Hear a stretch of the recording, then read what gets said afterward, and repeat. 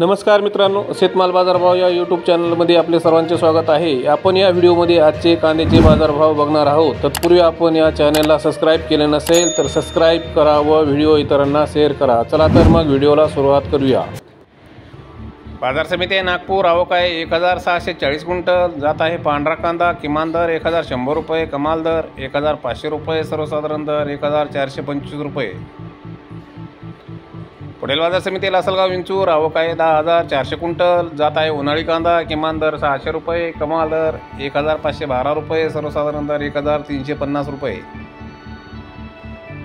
पुढील बाजार समिती कोपरगाव आवक आहे 5420 क्विंटल। जात आहे उन्हाळी कांदा किमान दर 300 रुपये, कमाल दर 1450 रुपये, सर्वसाधारण दर 1300 रुपये।